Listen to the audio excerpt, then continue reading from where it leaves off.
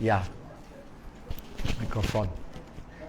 Ya, selamat pagi sekali lagi dan kita bertemu lagi kepada tuan-tuan dan puan-puan yang dikasihi di luar sana, yang melihat di dalam FB ini, dan juga kita di sini saudara seiman yang dikasihi. Kita bertemu lagi, amen. So, ada sukacita? Kadang-kadang kita duka cita, ya. Itu dunia di sini, manusia, Pak. Tetapi di dalam duka cita itu, walaupun bagaimana situasi kita di dalam Yesus adalah damai kita, damai sejahtera, damai dari dalam. So, kita tidak akan lama berduka cita. So, sungguh indah Tuhan. So, saya Pastor Miller Likup. Hari ini saya mau berkhotbah, tajuknya, mari kita melihat, dan saya mau merujuk kepada Perjanjian Lama. Perjanjian Lama, the Old Testament.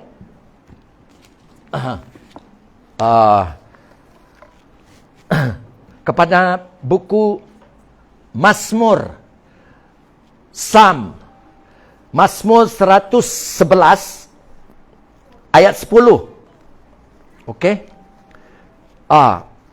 Kita sama-sama mendengar dengan telinga, kata Yesus, fokus.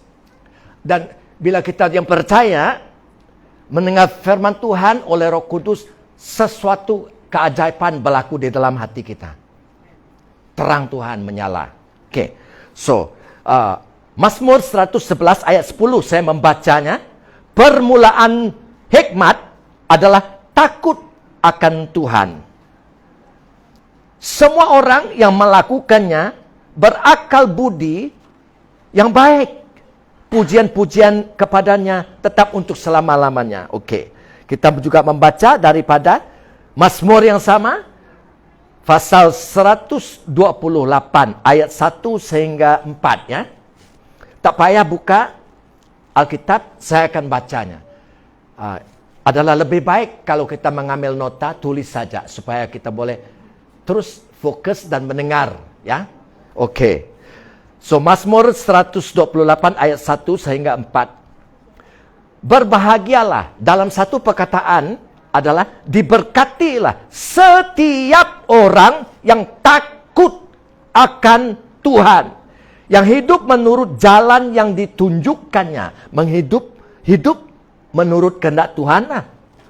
Apabila engkau memakan hasil jerih payah tanganmu, yaitu hasil pekerjaan tanganmu, berbahagialah, yaitu diberkatlah engkau, dan baiklah keadaanmu. Istrimu pun kena jangkit berkat ini, ya. Istrimu akan menjadi seperti pohon anggur yang subur di dalam rumahmu. Anak-anakmu. Jadi kebahagiaan ini, berkat ini juga menjangkit bukan hanya kepada istri, terus kepada anak dia juga. Anak-anakmu seperti tunas pohon zaitun sekeliling mejamu. Sesungguhnya demikianlah akan diberkati orang laki-laki yang takut akan Tuhan. Amin. So, kita mau banyak perkataan-perkataan di dalam Alkitab ini mengatakan tentang takut akan Tuhan. Saya mau membaca daripada Lukas, Perjanjian Baru. Lukas pasal 12 ayat 4 sehingga 5. Ini Yesus mengajar murid-muridnya. Lukas pasal 12 ayat 4 sehingga 5. Kata Yesus, aku berkata kepadamu, hai sahabat-sahabatku, janganlah kamu takut terhadap mereka yang dapat membunuh tubuh dan kemudian tidak dapat berbuat apa-apa. Jangan takut kepada orang yang membunuh tubuh, kemudian dia tidak dapat membuat apa-apa lagi, Pak. Ayat 5. Aku akan menunjukkan kepadamu siapakah yang harus kamu takut. Takutlah dia. Huruf D yang besar, dia ini adalah Allah. Takutlah Allah. Dan setelah membunuh, mempunyai kuasa untuk melemparkan orang ke dalam neraka. Sesungguhnya aku berkata kepadamu, takutlah dia. Amen. Jadi, perkataan takut ataupun takut akan Tuhan, takut akan Allah, takut akan Yang Maha Kuasa, dan sebagainya. Perkataannya tidak sama, tetapi artinya sama. Fear God, fear the Lord. Sebenarnya kalau kita membaca seluruh Alkitab itu, kita akan menemui perkataan takut akan Tuhan, takut akan Allah lebih 300 kali. Itu banyaknya, lebih 300 kali. Jadi tajuk khotbah saya hari ini adalah takut akan Tuhan. Ada takut? Jangan takut kepada siapa? Takut hantu. Ada juga di dalam Alkitab ya. Oke. Takut akan Tuhan. Bukan takut kepada manusia, bukan. Bukan takut kepada ataupun akan wabak-wabak. Pestilences. COVID-19. Bukan takut kepada virus-virus. Bukan takut kepada maut ataupun kematian. Tetapi takut akan Tuhan. Nah, itu tajuk saya. Itu yang fokus kita pada hari ini.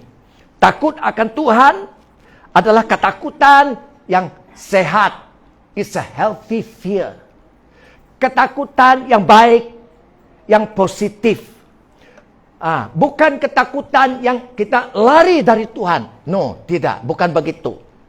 Takut akan Tuhan adalah kita mau datang, mau dekat dengan Tuhan. Mau bergaul dengan Tuhan. Dan kalau kita membaca di dalam Alkitab, banyak-banyaknya kita akan nemui kalau kita terus mempelajari Alkitab dengan bahasa yang ringkas. Takut akan Tuhan berartinya kita menghormati Dia. Kita mengasihi Dia. Dan mau melakukan kehendak Dia, menurut Dia. Kenapa? Karena kita mau menyenangkan hati Tuhan. Ya, seperti perkataan ibu bapa dulu kepada anak-anak yang sedihnya hari ini zaman modern ini tidak pernah sekalipun saya mendengar perkataan ini daripada ibu bapa kepada anak-anak. Apa perkataan itu? Perkataan yang masa dulu lah, masa saya masih muda.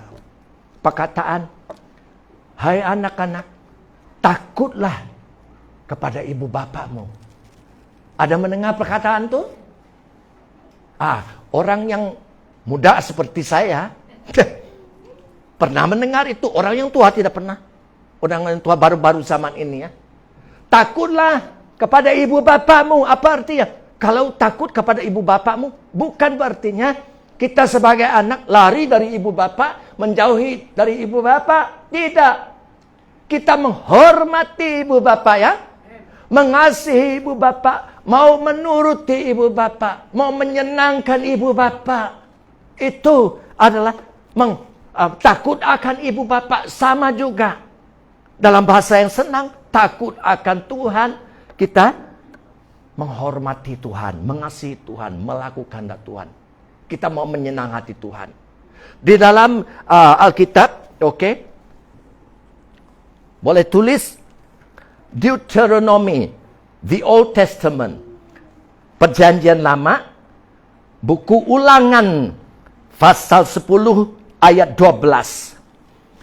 Ini firman yang diingat oleh Musa. Firman yang diberi Tuhan Allah Israel kepada umatnya Israel. Jadi saya mau membaca Ulangan pasal 10 ayat 12. Maka sekarang kata Musa, hai orang Israel, apakah yang dimintakan daripadamu oleh Tuhan? Kamu tahu tidak apa yang Tuhan mau? Yang Dia minta daripadamu. Itu kata Musa kepada umat Israel. Selain dari takut akan Tuhan.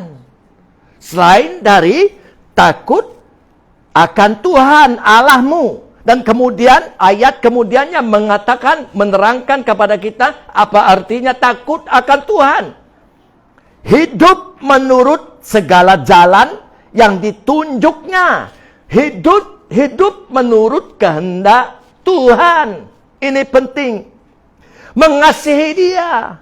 Apalagi beribadah kepada Tuhan Allahmu dengan segenap hatimu dan dengan segenap jiwamu. Beribadah bahasanya di dalam bahasa Indonesia di sini, dalam bahasa Inggris adalah serve the Lord your God with all your heart, your strength, your might. Berarti layanilah Tuhan Allahmu dengan segenap hatimu, segenap jiwamu, segenap tenagamu. Ini mengatakan sesuatu kepada semua gereja, ahli gereja, pelayan-pelayan, pastor-pastor, pemimpin-pemimpin. Adakah kita melayan Tuhan dengan segenap hati kita, segenap jiwa kita, segenap kekuatan kita? Itu takut akan Tuhan. Takut akan Tuhan, oke? So, jadi takut akan Tuhan di sini itu sebab saya memberi bahasa yang supaya kita senang dan mengerti pada hari ini. Makna takut akan Tuhan berarti menghormati Tuhan, mengasihi Tuhan, menuruti Tuhan. Kita mau melakukan apa yang dikehendaknya karena kita mengasihi Dia, supaya kita menyenangkan hati Tuhan. Dan kita diberkati. Ini semua di dalam Alkitab. Amen.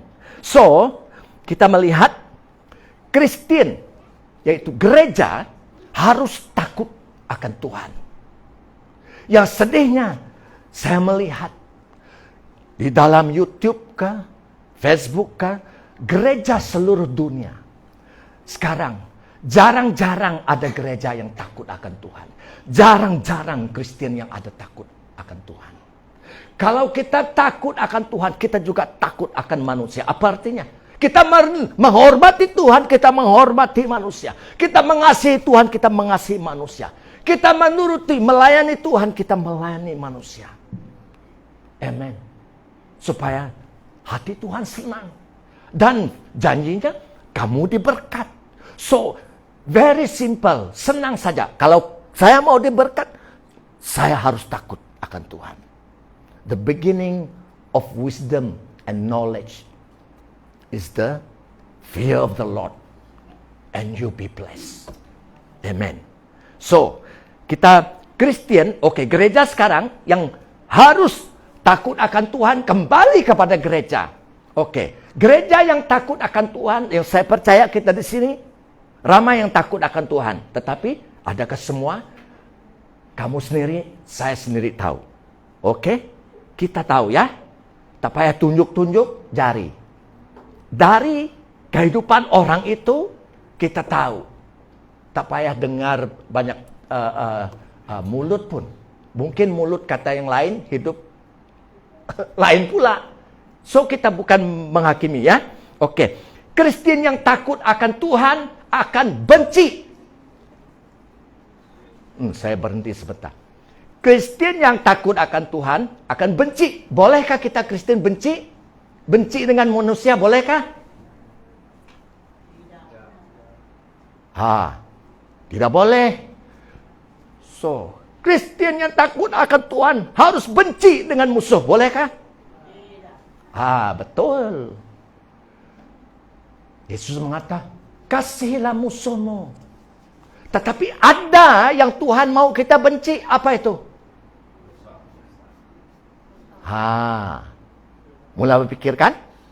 Tuhan mau Kristen yang takut akan Tuhan akan benci kepada apa?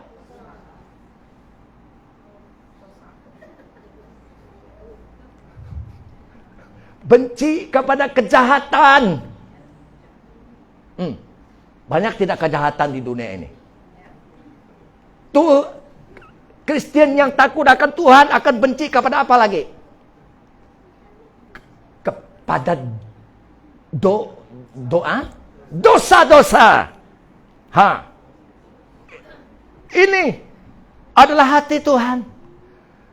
Tuhan benci kepada dosa, betul? Tetapi dia benci kepada manusia kan? Tidak. Yesus, Allah. Yohanes pasal 3 ayat 16 mengatakan, sungguh besarnya kasih Allah kepada manusia di seluruh dunia yang berdosa. Sehingga dia memberi anak yang dikasihinya, anak tunggalnya namanya Yesus Kristus. Menyerahkan nyawa anaknya untuk mati karena dosa kita manusia. Jadi Tuhan yang kita sembah Allah adalah yang mengasihi semua manusia. Begitu juga kamu dan saya. Mengasihi semua manusia. Amin. Ya, tetapi apa yang dibenci oleh Tuhan? Dia benci dengan dosa. Yesus mati untuk dosa, Pak? Yes. So kita melihat di sini penting untuk gereja memiliki ketakutan akan Tuhan. Penting. Yaitu kamu dan saya secara pribadi menghormati Tuhan, mengasihi Tuhan, yes, menuruti Tuhan karena kita mau menyenang hatinya dan kita diberkat. Yes. Jadi ada banyak contoh di dalam Alkitab, penuh dengan contoh orang-orang yang hebat, yang besar, yang takut akan Tuhan. Semuanya orang yang besar takut akan Tuhan. Tidak ada seorang pun mereka yang takut akan Tuhan tidak diberkat ataupun menjadi besar dalam Tuhan. Semua besar. Semua hebat. Jadi kalau kamu dan saya mau hebat, takutlah akan Tuhan. Yes. So, di dalam, tulis saja di dalam Roma pasal 15 ayat 4. Ataupun 1 Korintus pasal 10 ayat 6.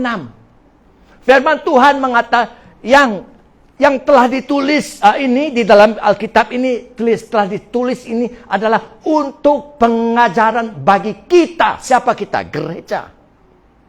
Itu sebab penting. Ada baca Alkitab? Bagus. Jadi saya melihat kadang-kadang ada di antara kita melihat handphone. Saya tidak tahu adakah kamu melihat handphone itu melihat firman Tuhan kah? Ataupun melihat kartun. Saya tidak tahu. Saya tidak mau menghakimi. Tetapi saya mau takut akan Tuhan. Bila datang bersama-sama. Berkumpul di hadapan Tuhan. Bersama-sama orang kudus untuk menyembah dan melayani Tuhan. Saya mau takut. I want to fear the Lord. Dan saya diberkat berlimpah-limpah. Amen. Kita diberkat berlimpah-limpah. Kunci untuk berkat adalah takut akan Tuhan. Tak payah minta. Yes, tidak salah kalau kita mintakan. Tetapi apa yang kamu minta harus tahu. Adakahnya jalan Tuhan ataupun jalan kamu sendiri. Jadi semua yang di dalam Alkitab adalah ditulis untuk pengajaran kita. Saya mau mengambil beberapa orang, beberapa peristiwa di dalam Alkitab, untuk kita melihat sama-sama, kita mendengar supaya Roh Kudus boleh mengajar kita, kamu dan saya, untuk membaiki kita. Itu dia. Tuhan menegur supaya kita dibangkitnya, dibangunnya, diberkatnya, dan kita merendahkan dirilah. Kalau kita silap, akui saja. Amen. Ya, siapa tidak silap di sini? Semuanya silap. Siapa yang sempurna? Tidak ada. Tetapi kita berusaha untuk sempurna. Roh Kudus yang menyempurna kita. Amen. Satu dari contohnya yang saya mau ambil pagi ini adalah tentang Abraham. Kita dengar tentang Abraham tadi ya. Tulis saja di dalam Kejadian pasal 22 ayat 1 sehingga 18. Ini perjanjian lama. The Book of Genesis. Kejadian pasal 22 ya. Boleh baca ayat 1 sehingga 12. Ini adalah tentang Abraham dengan anak tunggalnya yang dikasihinya. Siapa namanya? Isaac. Yes. Allah telah sebelum ini berjanji mau memberkat Abraham karena dia percaya kepada Tuhan. Dia berjanji melalui Isaac, turunan Abraham akan menjadi bangsa yang besar di seluruh dunia ini. Tetapi di dalam Kejadian pasal 22 ini kita membaca Tuhan Allah menguji, testing. Uji adalah tes. Menguji Abraham. Allah manggil Abraham, beritahunya, Abraham, ambil anakmu, bawa anakmu Ishak itu yang kamu sayangi itu, anak tunggalmu. Yes, dan bawa dia pergi ke tanah Moriah. Tanah Moriah. The land of Moriah. Dan di sana apa yang kamu buat? Kamu sembelihkan anakmu itu. Apa? Anak yang dijanji oleh Allah untuk supaya turunan Abraham menjadi bangsa yang besar. Sekarang Allah mengatakan sembelihkan anak itu. Abraham tidak bertengkar ataupun bersungut-sungut. Abraham menurut firman Allah itu. Allah mengatakan ambil anak itu dan sembelih di gunung, di bukit yang aku akan tunjuk kepadamu.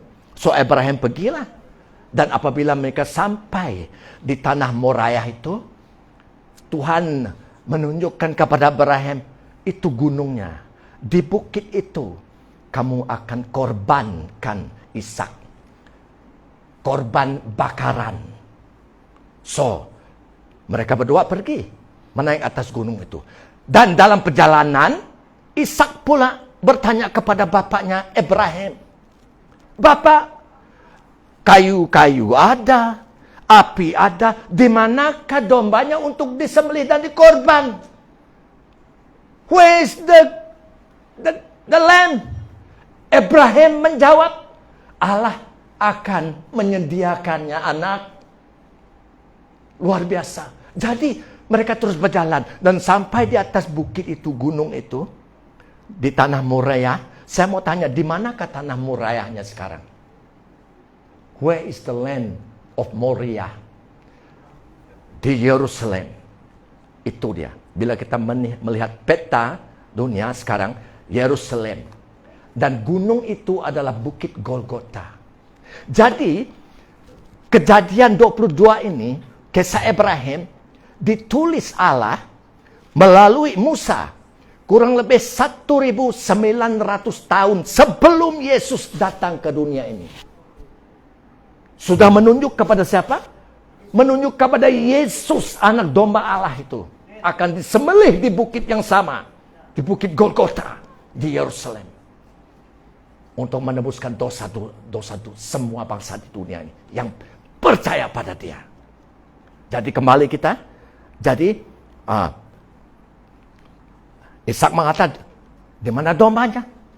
Abraham mengatakan, Allah akan menyedianya.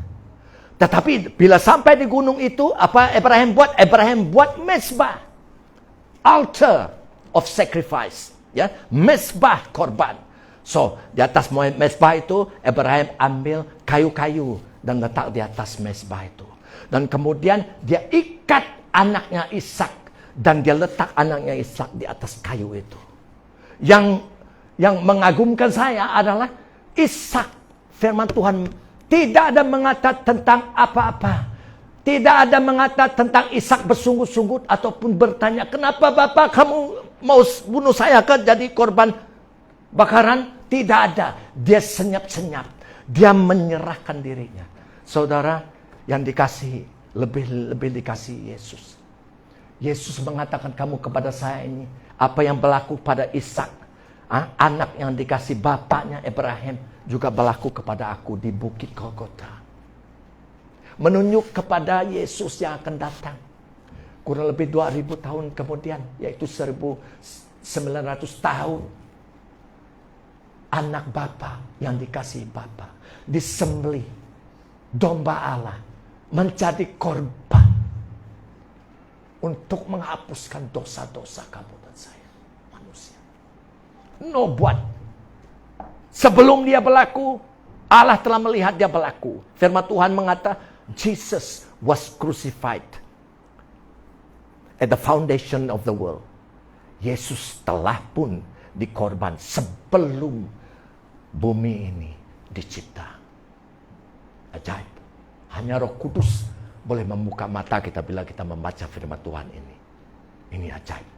Jadi, di atas gunung Golgota itu, di atas bukit Moriah itu, Abraham ambil pisau, dan bila dia mau membunuh, mau menyembelih Ishak itu, malaikat Tuhan dari langit, malaikat Tuhan, the messenger of God, yang diutus Allah untuk memberitakan firman Allah. Malaikat Tuhan mengatakan, Abraham, stop, Abraham.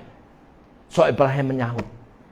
Dan malaikat itu mengatakan, sekarang aku tahu engkau, Abraham, takut akan Allah. Tentu kebenaran ini mengatakan sesuatu kepada kamu dan saya. Now I know that you fear God. Saya mau membaca ayat 12 itu. Pasal 22 ayat 12.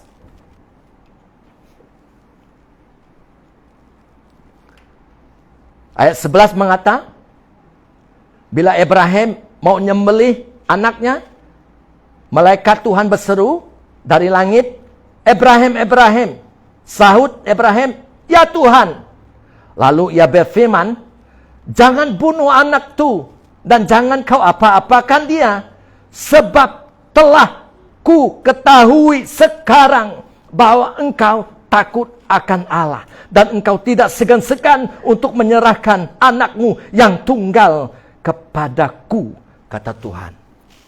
So dia tidak jadi membunuh. Dan Tuhan menggantikannya. Tuhan menyediakan apa? Kambing jantan yang tanduknya tersangkut di semak duri. Yesus dimahkota dengan duri. So, itu ganti anak Abraham itu. Tuhan menyediakan. So Abraham ambil kambing jantan itu. Itulah kambing jantan yang disembelih oleh Abraham untuk korban bakaran di Bukit Golgota. Dan bukit itu dipanggil Tuhan menyediakannya. Menunjukkan kepada Yesus. Menyediakan jalan ke surga dengan menghapuskan dosa oleh kematiannya. Jadi semua manusia berdosa, tetapi sekarang Tuhan sudah buka jalan. Yesus telah menghapuskan dosa 2000 tahun dulu. Jadi tidak ada alasan untuk manusia tidak masuk ke surga, ya. Hanya percaya kepada Yesus dan terus percaya, dia jalan ke surga. Amen. Jadi itu adalah satu dari contoh takut akan Tuhan. Abraham takut akan Tuhan, dan dia percaya bahwa Tuhan yang berjanji pada dia, bila dia membunuh karena dia takut akan Tuhan, dia menuruti, dia percaya kalau bila dia membunuh anak itu, Tuhan juga boleh membangkitkan anak itu hidup semula. Itu kepercayaan Abraham. So apa saja di dalam Alkitab, menuruti Alkitab, yang disuruh Tuhan untuk kita laku. Dengan iman, lakukannya. Oke. Dan contoh yang kedua adalah dua bidan yang di Mesir. Keluaran di dalam buku Perjanjian Lama, Old Testament, Exodus, Keluaran pasal 1 ayat 7 sehingga 21. Boleh tulis, ya. Ini adalah setelah Yusuf dan generasi itu dan raja yang mengenal Yusuf di Mesir, semua meninggal dunia. Dan pada masa itu orang Israel bertambah menjadi begitu ramai. Dan saya mau membaca daripada ayat 7, ya. Orang-orang Israel beranak cucu dan tidak terbilang jumlahnya. Mereka bertambah banyak dan dengan dahsyat berlipat ganda, sehingga negeri itu dipenuhi mereka. Kemudian bangkitlah seorang raja yang memerintah tanah Mesir, raja yang baru, yang tidak mengenal Yusuf. Berkatalah raja itu kepada rakyatnya, bangsa Israel itu sangat banyak dan lebih besar jumlahnya daripada kita. Wow. Marilah kita bertindak dengan bijaksana terhadap mereka, supaya mereka jangan bertambah banyak lagi. Meloncat kepada ayat 13, ya. Lalu dengan kejam orang Mesir memaksa orang Israel bekerja. dan memahitkan hidup mereka dengan pekerjaan yang berat, yaitu mengerjakan tanah liat dan batu bata dan berbagai pekerjaan di padang. Ya, segala pekerjaan yang dengan kejam dipaksakan orang Mesir kepada mereka. Jadi orang Mesir menghambakan orang Israel di Mesir. Ayat 15. Raja Mesir juga memerintah kepada bidan-bidan. Bidan-bidan di dalam Inggris adalah apa? Oh, your wife? Sorry. My wife? Oh, midwife. Betul. Itu bidan-bidannya. Orang yang menolong wanita melahirkan anak, betul? Oke. Raja Mesir juga memerintahkan kepada bidan-bidan yang menolong perempuan Ibrani, yaitu orang Israel, perempuan Israel. Seorang bernama Sifra dan yang lain bernama Pua.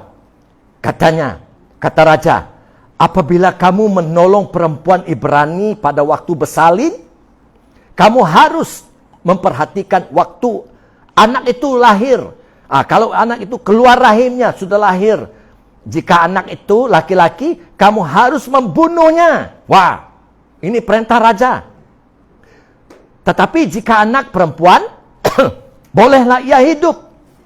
Ayat 17. Tetapi bidan-bidan itu takut akan Allah. Apa? Takut akan Allah dan tidak melakukan seperti yang dikatakan Raja Mesir kepada mereka. Dan membiarkan bayi-bayi itu hidup. Lalu Raja Mesir memanggil bidan itu. Oke, ayat 19. Memanggil bidan itu dan bertanya kepada mereka, mengapakah kamu berbuat demikian? Membiarkan hidup bayi-bayi ini? Jawab bidan-bidan itu kepada Fir'aun, yaitu raja, sebab perempuan Ibrani tidak sama dengan perempuan Mesir. Ini apa bezanya? Melainkan mereka kuat. Ini bezanya. Sebelum bidan datang, mereka telah bersalin. Mereka telah mengeluarkan anak, maka Allah berbuat baik kepada bidan-bidan itu. Bertambah banyaklah bangsa itu dan sangat berlipat ganda. Dan karena bidan-bidan itu takut akan Allah, maka ia membuat mereka berumah tangga dan seterusnya. So, ini contoh yang kedua. So, saya berharap bila kita mendengar, membaca ini, dia harus melakukan sesuatu di dalam hidup kita. Kalau tidak, kamu hanya membaca seperti surat kabar. Ini keajaibannya. Orang yang dipenuhi oleh Roh Kudus, yang percaya pada Tuhan dan akan menjadi takut akan Tuhan. Satu lagi contoh, last. Buku Daniel, Perjanjian Lama juga. Daniel pasal 6, ayat 1 sehingga 27. Oke. Ini adalah kisah setelah Raja Darius. Raja Darius ini adalah Raja Babel, yaitu negara Babel, ya. Yes, dia menjadi raja dan kemudian dia melantik 120 wakil-wakil kerajaannya di seluruh kerajaannya. Dan yang mengatasi wakil 120 ini ada 3 orang manusia yang tinggi pangkatnya. Dan salah seorang daripada mereka ini adalah Daniel, orang Ibrani itu. Daniel, ya. Jadi, kemudian raja bermaksud, raja mau ingin, karena raja melihat Daniel ini luar biasa, rajin dan taat kepada raja. Dan raja ingin mau menaikkan pangkat Daniel kepada yang paling atas sekali. Mengatasi semua mereka yang tinggi ini ataupun wakil-wakil yang lain. Jadi apa yang berlaku? Wakil-wakil yang lain ada di antara mereka dan pegawai-pegawai 2 orang yang tinggi ini, mereka tidak senang. Mereka jealous, mereka cemburu. Jadi mereka mencari plan, mencari alasan untuk diguna untuk apa? Menuduh Daniel, mengadu kepada raja untuk menjatuhkan Daniel. Tetapi firman Tuhan mengata mereka tidak dapat menemui alasan apa-apa terhadap Daniel. Kenapa? Karena Daniel cemerlang bila dia bekerja. Dia tidak pernah bersalah. Di sini perkataan firman Tuhan, sebab ia, yaitu Daniel, setia dan tidak ada didapati sesuatu kesalahan pun, kelalaian pun pada dia.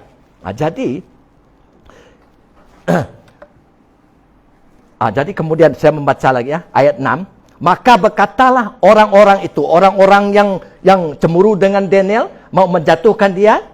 Kata mereka, kita tidak akan dapat sesuatu alasan dakwaan terhadap Daniel ini. Tidak dapat menuduh dia, Pak. Sebab dia tidak ada rasuah pun, tidak ada. Kecuali dalam hal ibadahnya kepada Allah. Itu mereka dapat mencari hal. Kecuali dalam hal ibadahnya kepada Allah. Dalam hal pelayanannya kepada Allah. Dalam hal semayangnya yang menyembah Allah. Itu kita boleh attack, serang. Jadi mereka ini yang bermusuh dengan Daniel, cemburu dengan Daniel, mereka pergi ke raja, menghadap raja dan mencadangkan selama 30 hari. Selama 30 hari Raja Darius buatkan perintah dan tanda tangan. Perintah itu tidak dapat diubah, yaitu selama 30 hari tidak ada manusia di seluruh negara ini boleh menyembah ataupun bersujud kepada Allah manapun kecuali Tuanku, yaitu Raja Darius. Dan Raja Darius senang hati, tanda tangan dan sign. So pada hari perintah itu dikeluar daripada astana, Daniel mendengar tentang perintah itu. Dia tahu. Apa perintah itu? Selama 30 hari, mulai sekarang, 30 hari. Tidak ada manusia boleh menyembah yang lain daripada raja saja.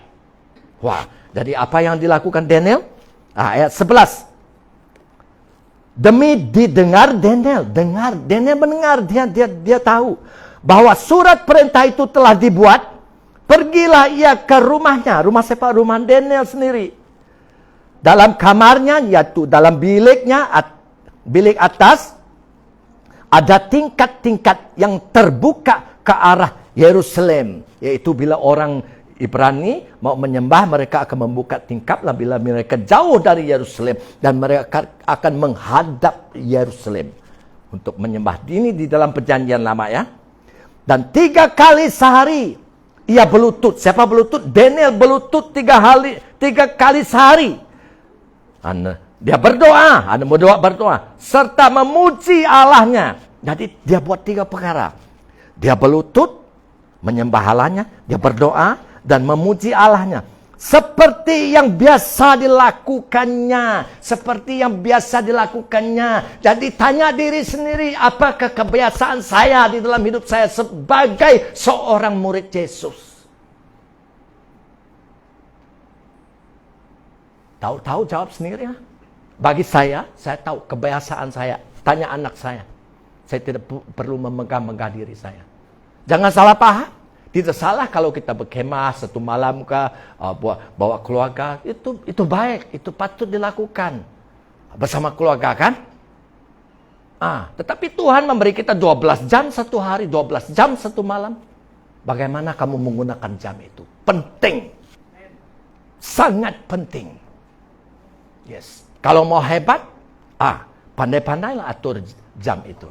Kalau orang yang belajar di sekolah, di mana ke university, ke college, ke sekolah tinggi, sekolah rendah. Kalau mau pandai-pandailah membagi masa untuk belajar. Pasti hebat kalau mendisiplinkan diri. Oke. Jadi di mana saya? Oke. Di sini. Jadi Daniel berlutut berdoa, memuji Allah seperti yang biasa dia lakukan.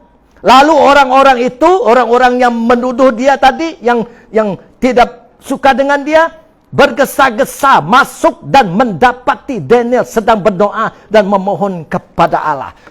Jadi mereka menangkap Daniel. Memang mereka mengintai dia lah, karena Daniel buka tingkap.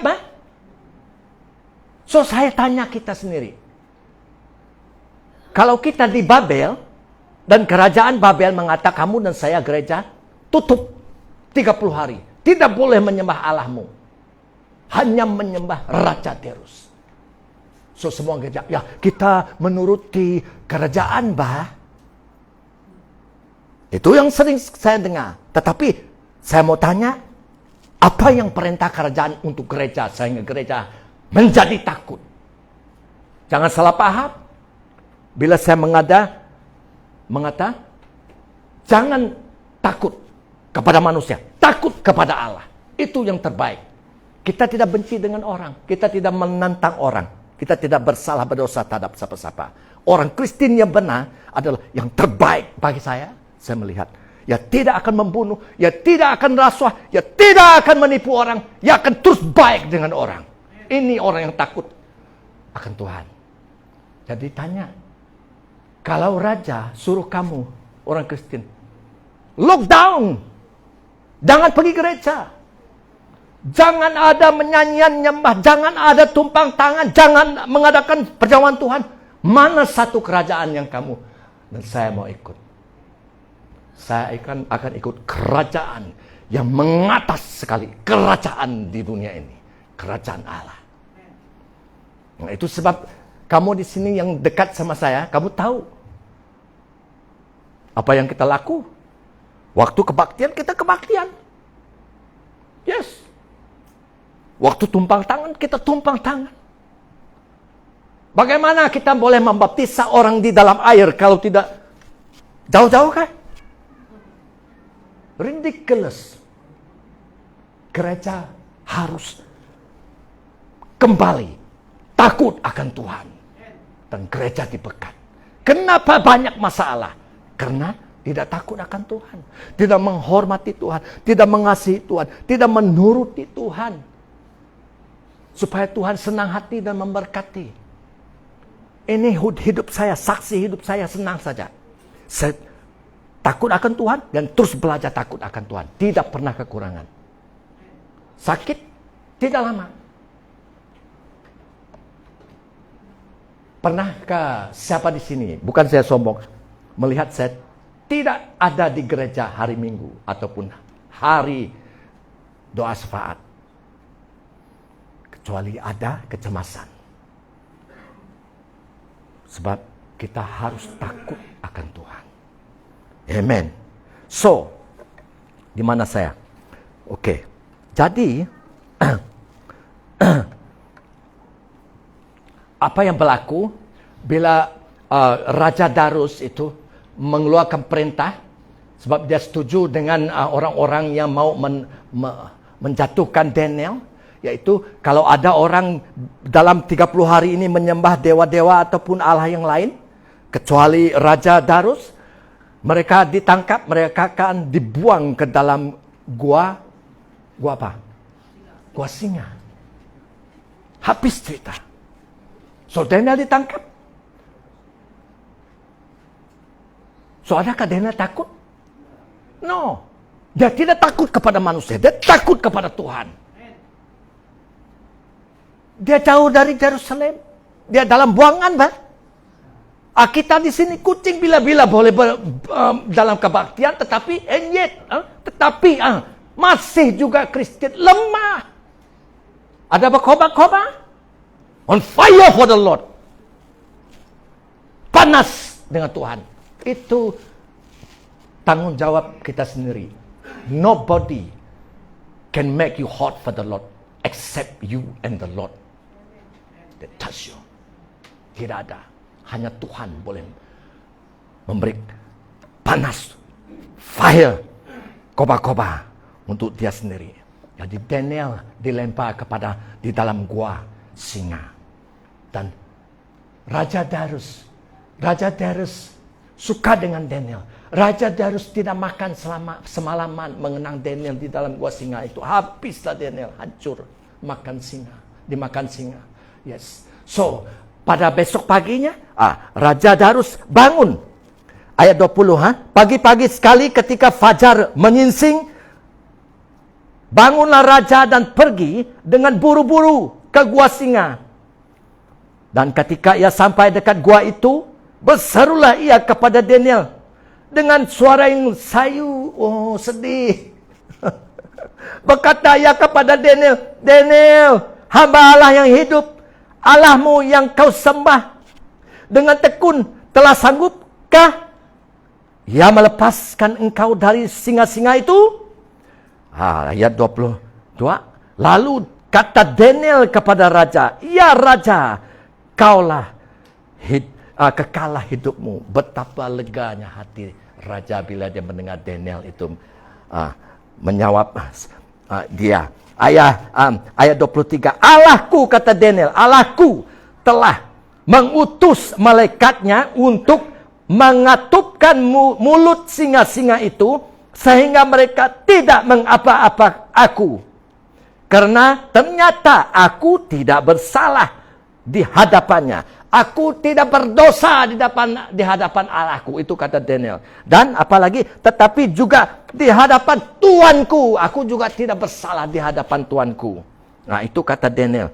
Lalu, sangat sukacitalah raja itu. Dan apa yang dia laku kemudian, ayat 25, raja memerintah, lalu diambillah orang-orang yang telah menuduh Daniel, dan mereka dilemparkan ke dalam gua singa, baik mereka maupun anak-anak dan maupun istri-istri mereka.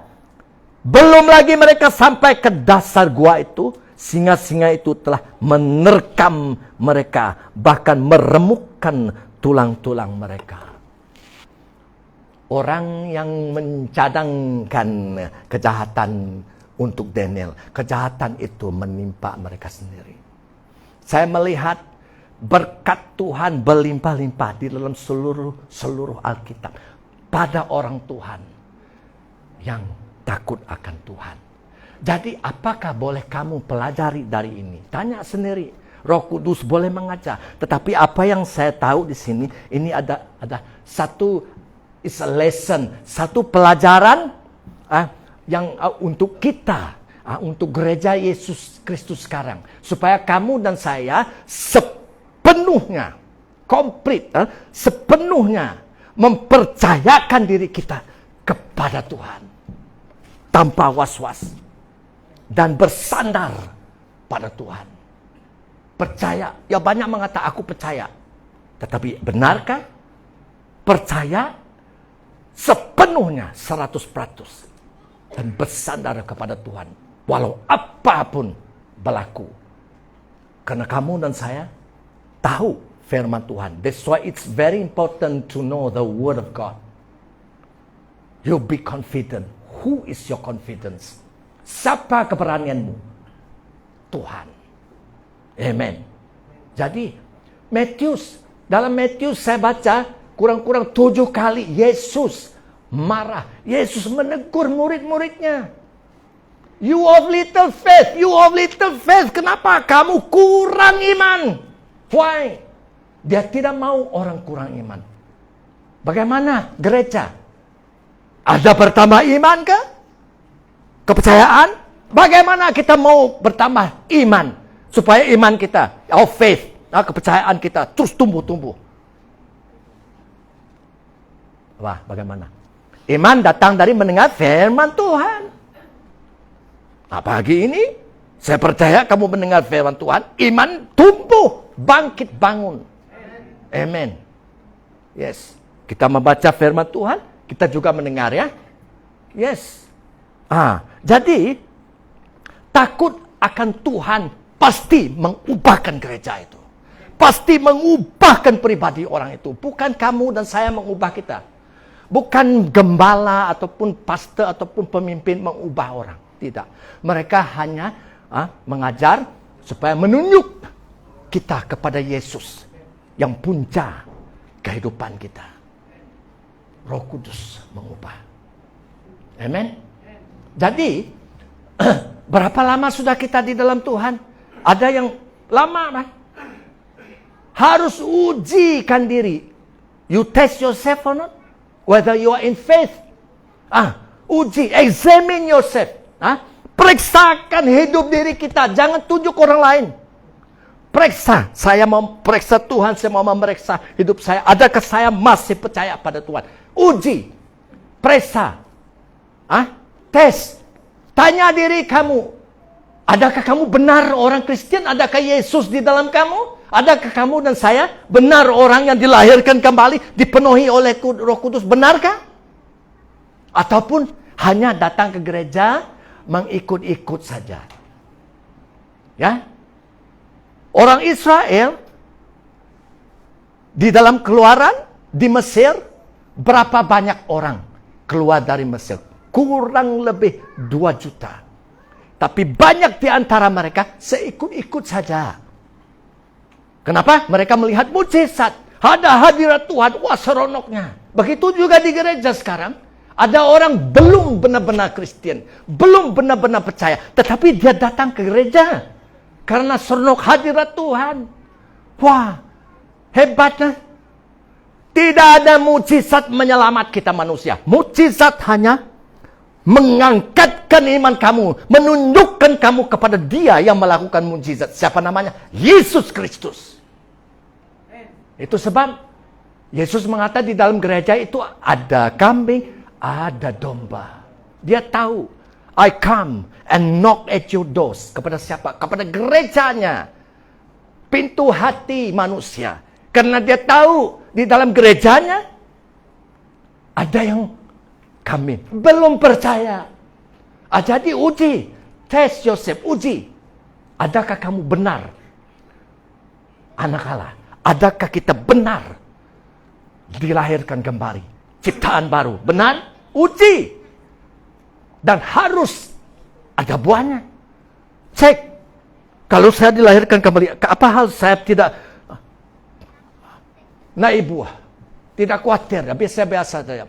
Orang hari Minggu mereka bergaul bersama sebagai family Allah, menyembah dalam roh dan kebenaran. Saya tidak mau pergi, saya ada sibuk. Test yourself. Kenapa banyak Kristen sibuk? Kenapa banyak Kristen susah mau kerja keras kerja ini? Karena kalau tidak kerja tidak ada uang, tidak dapat menampung hidup. Kenapa? Karena tidak takut akan Tuhan. Ini firman Tuhan yang saya tahu, bukan saya punya firman. What I know, those who fear the Lord, they lack nothing. Ada di dalam Alkitab.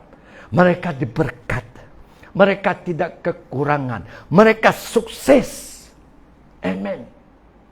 Yes. So, di mana firman itu? Oke. Saya menghabiskan dengan ini ya. Dalam 2 Korintus. 2 Korintus pasal 13 ayat 5. Saya baca. 2 Corinthian. Ini perjanjian baru ya. Pasal 2 ayat 2 Korintus pasal 13 ayat 5. Ujilah dirimu. Apakah kamu tetap tegak di dalam iman? Apakah kamu masih di dalam iman? Apakah kamu masih percaya pada Tuhan? Ujilah. Examine yourself as to whether you are in faith. Itu bahasa Inggris. Selidiki, yaitu test yourself. Selidiki dirimu. Apakah kamu tidak yakin akan dirimu bahwa Yesus Kristus ada di dalam dirimu? Uji, adakah Yesus sekarang di dalam Roh Kudusnya? Di dalam hati kita, ujikan. Test yourself. Unless indeed you are disqualified. Tidak ada apa-apa. Umat Israel di padang gurun, generasi itu semuanya tidak masuk ke tanah janji. Kenapa? Tidak percaya. Tetapi mereka sama juga dengan orang Israel yang lain. Di dalam kumpulan itu, yes. Begitu juga banyak orang datang ke gereja, keluar gereja. Jangan salah paham, puji Tuhan orang datang ke gereja. Tetapi adakah mereka benar-benar umat Allah? Benar-benar anak-anak Allah? Pada akhirnya kita tahu. Di sini, di mana-mana saya lihat, dulu ramai sekali orang datang ke gereja hari Minggu. Tetapi, juga ramai orang datang di mana-mana di Kucing ini kepada doa syafaat, kelompok-kelompok rumah. Sekarang saya melihat sudah senyap. Be careful. Dalam 2 Tesalonika pasal 2 ayat 3 ataupun ayat 3 yang kita kongsi pada hari jemaat, kita diam di hari-hari yang terakhir sebelum pengangkatan berlaku. the falling away of faith, the falling away from faith will happen in the church. 2 tahun ini sudah berlaku, banyak pastor, pemimpin, ahli gereja tidak ada lagi mengikut Yesus. Mereka ini dilahirkan kembali. Murtad, apostasi, jatuh. So saya tidak heran. Why? I'm not surprised. I'm not happy. Bukan saya gembira. Karena firman Tuhan sudah mengata. Bila firman Tuhan mengata, akan ada orang murtad, yaitu akan Kristen. Banyak Kristen yang dilahirkan kembali. Jatuh dalam dosa. It will happen. Ya akan berlaku. Kenapa? Firman Tuhan mengatanya. So jangan berdoa untuk ia tidak berlaku. Makin ini banyak berlaku, makin dekat pengangkatan datang. Apa yang kamu harus doa? Apa yang kita harus lakukan? Kita bersaksi. Beritakan Injil. Itu yang kehendak Tuhan di dalam hidup kamu dan saya. Jadi, ujilah diri kita. Amen. Firman Tuhan mengata, satu dari tandanya kamu yang takut akan Tuhan. Firman Tuhan juga mengata, rajinlah untuk perbuatan baik. What is good deed? Rajin dalam perbuatan baik. Rajin dalam pekerjaan baik. Apabila orang Yahudi datang kepada Yesus, bertanya, apakah yang perlu kami buat untuk melakukan pekerjaan Tuhan? Yesus mengata, percaya pada Dia, yaitu Yesus sendiri, yang telah diutus Allah. Percaya pada Yesus adalah pekerjaan Tuhan. Apa arti percaya pada Yesus? Kalau kita percaya pada Yesus, semua yang dikehendak Tuhan, semua yang dikatakan Tuhan kepada kamu dan saya, rajin melakukannya.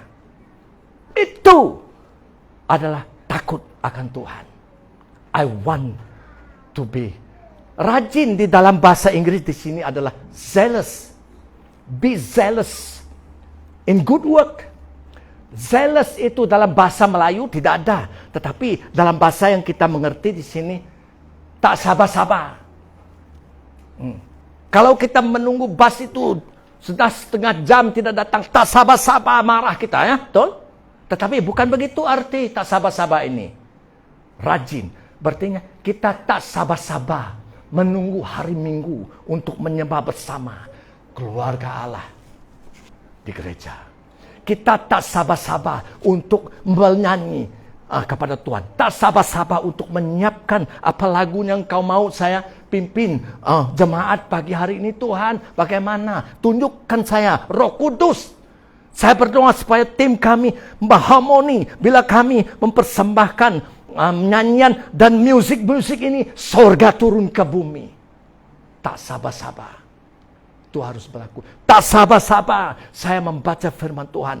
Tak sabar-sabar saya melayani Tuhan. Adakah ini berlaku dalam hidup kamu? Kalau tidak berlaku, ujilah diri.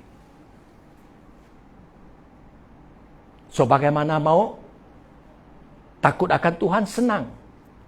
Bahasa takut akan Tuhan, bahasa kuat di dalam Tuhan, bahasa tinggal di dalam Tuhan dan tinggal di dalam kamu, dan banyak macam-macam belainan bahasanya, tetapi maknanya kurang lebih sama.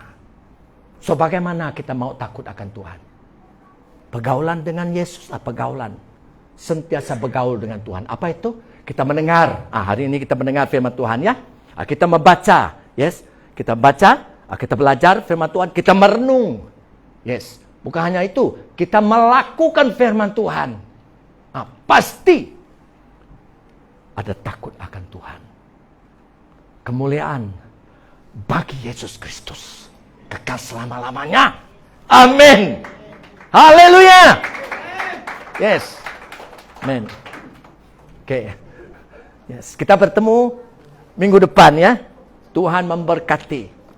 Yes.